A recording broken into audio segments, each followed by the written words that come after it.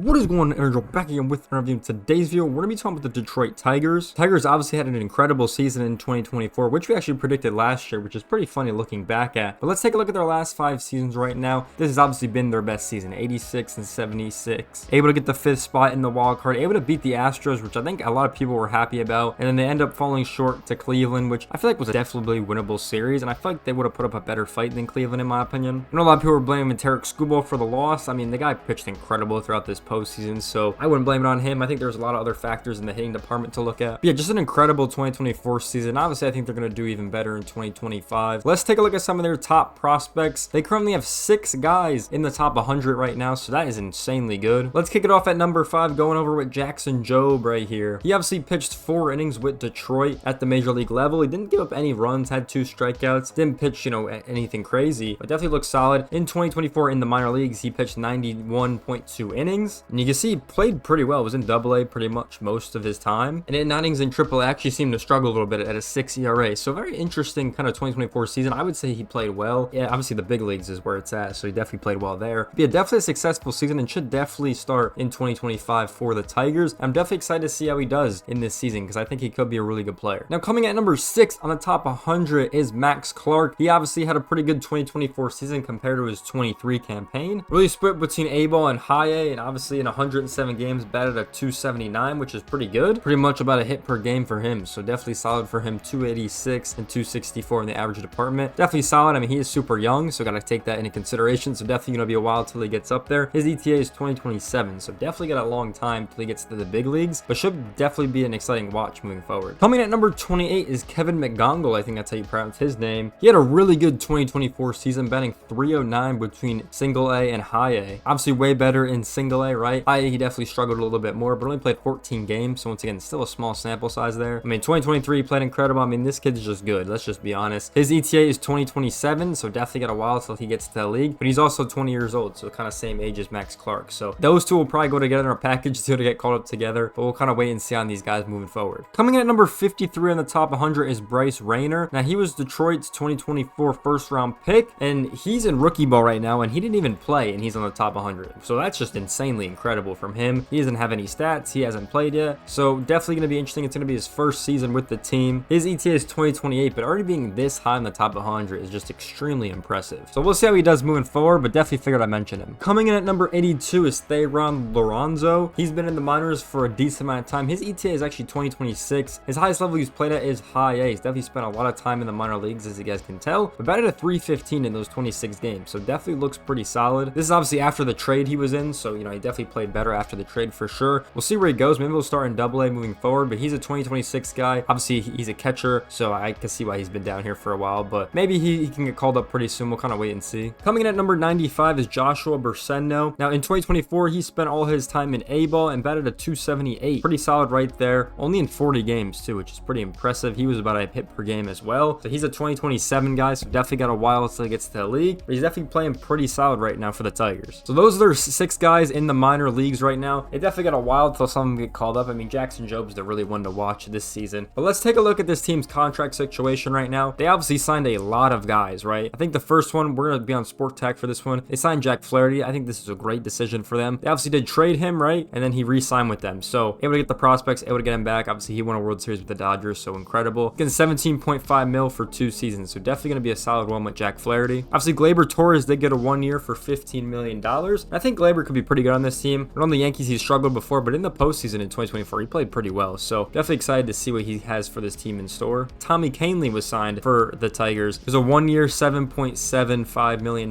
deal. And once again, I think he's going to be really good for this team as well. I didn't think he was too bad on the Yankees. Kind of surprised they didn't sign him, to be honest, but I guess we'll kind of just wait and see. And then we're going to move over to Baseball Reference here. You can kind of take a look at their contracts and kind of glance, right? They still got to pay Baez 3 more seasons, which is just insane to me how he's still on this team. Obviously, the only really free agent is Kenta Maeda, which I don't think they're going to re-sign in my opinion. And then pretty much they got Andy Ibanez, Zach McKinstry, and Cole Keith on contracts. Everyone else is in arbitration, so not too many contracts, obviously, besides the 3 guys we just mentioned. And they're paying some buyouts as well, so it's not a lot, but just figured I mention it. Once again, they're paying $42.1 million committed to the team. They're supposed to get up to $75.1 million.